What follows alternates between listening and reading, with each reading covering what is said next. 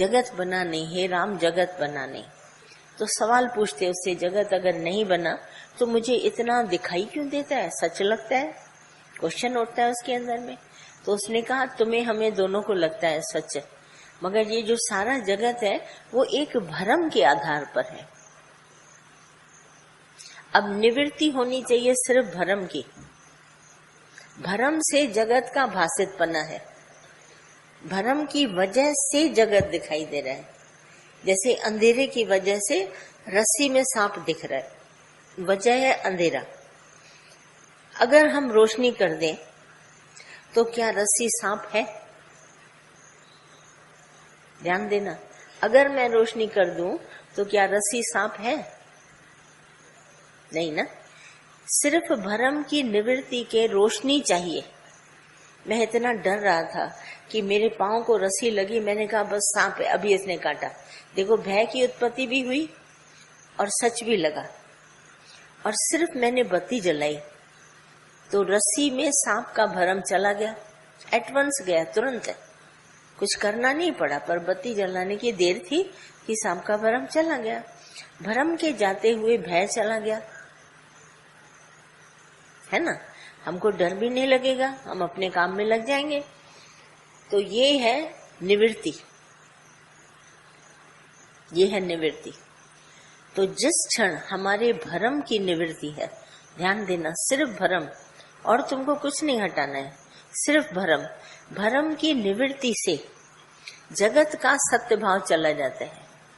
अब जगत चाहे तुम क्या भी करो, कैसे भी बैठो, कुछ भी, उसमें इंद्रियों की उत्तेजना शांत हो जाएगी, मन का विक्षेप खत्म हो जाएगा अपने आप ही, क्योंकि मिथ्या है। मिथ्या भाव से भ्रम के निवारण होने पर जगत में मिथ्या भाव आ गया, आसक्ति अपने आप शांत हो जाएगी, भय चला जाएगा, मोक्ष वहीं खड़ा है। जब हम लोग भजन गाते हैं ना, मुक्ति भरे जहाँ पानी, माना इतना साधारण है कि मोक्ष वहां पे पानी है, पानी भरता है, मतलब साधारण सी बात है।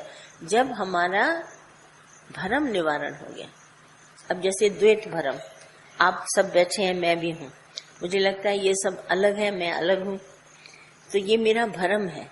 अगर मैं आत्मिक दृष्टि से देखता हूँ, अनुभव करता हूँ कि एक ही परमात्मा सर्वत्र व्यापक है, जड़ में चेतन में दोनों जगह वो ही है, तो मेरे भ्रम की निवृत्ति हो गई। तो जो तू सो मैं, जो मैं सो तू, ये है मोक्ष।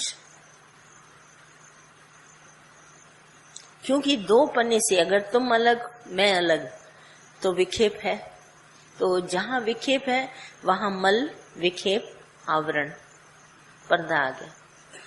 आत्मा के ऊपर ऐसा पर्दा आ गया कि हम तुमसे जुदा हो गए। एक विचार का डिफरेंस है, भेद आ गया हमारे ख्यालों में, तुम अलग मैं अलग। तुमको विचार आया कि मैं शरीर हूँ, और दादा का ज्ञान लो, अहम ब्रह्म। भले देह है तो क्या हुआ, देह प्रकृति है, प्रकृति के साथ आए हैं।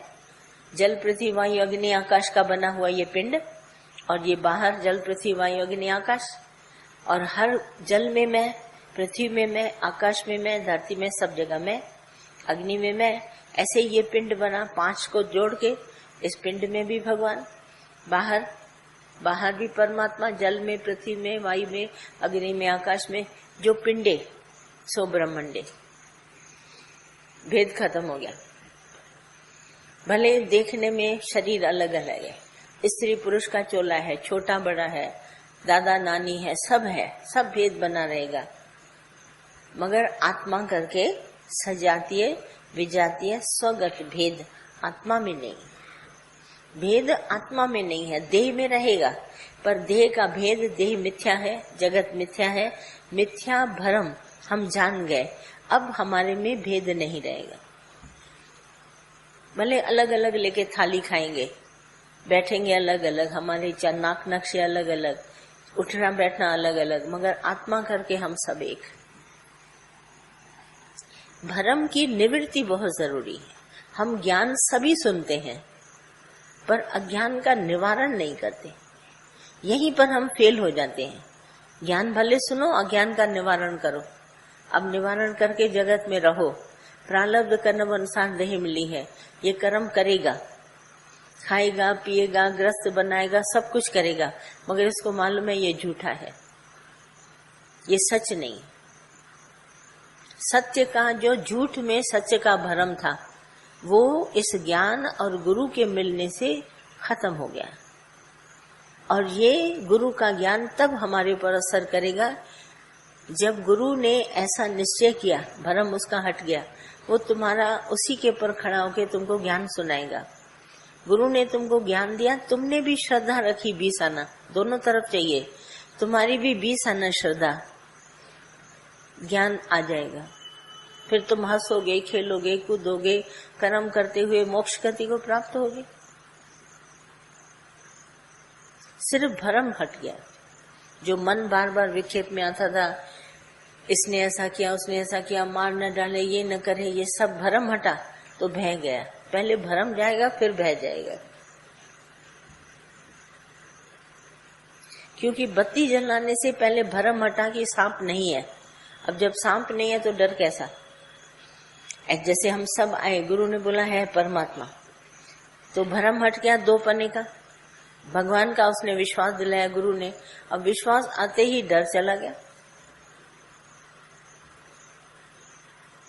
बहुत सिंपल है ज्ञान, सिर्फ तुम्हारी करने भर की देरी है। तुम बोलो मैं करना चाहता हूँ आज ही, अभी, फौरन कर लोगे। कोई भी इसमें नहीं है कि कोई कम पढ़ा लिखा है, कोई छोटा बड़ा है, कोई अनुभव नहीं है। बाकी हम सबको इस ज्ञान में रुकावट है हमारी इच्छा, हमारी आसक्ति, वो है अज्ञान। अज्ञान के वश होके हमारी इच्छा भी बार बार निकल आती है, आसक्ति भी निकल आती है। और हम चाहे आसक्ति इच्छा निकाले न निकाले, एक समय ऐसा आएगा ये देह हमको छोड़ के जाएगी। इसमें जो प्राणों की सत्ता है ना, वो धीरे धीरे करके जा रही है, तो देह को ये प्राण छोड़ जाएंगे। अगर प्राण के होते हुए, जैसे नहीं दिन की लाइट होती है, बोला दिन के उजाले में काम कर लो ना, रात को आज बत्ती समझो नहीं आनी है तो दिन के उजाले में काम निपटा लो।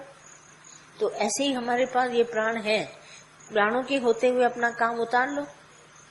अब जब प्राण चले गए, देह हो गई प्राणों से खाली, अब क्या करेगा? अब रोएगा, चीखेगा, पछताएगा, उसमें क्या होगा?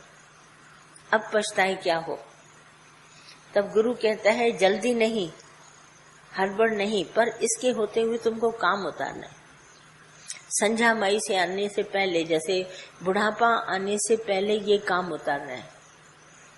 अगर हमने बुढ़ापा आने से पहले ये काम नहीं उतारा तो बुढ़ापे में बड़ी आर्ग्यूमेंट और घबराहट और एक बात की दूसरी बात समझ लेते हैं, क्योंकि ये शरीर जितना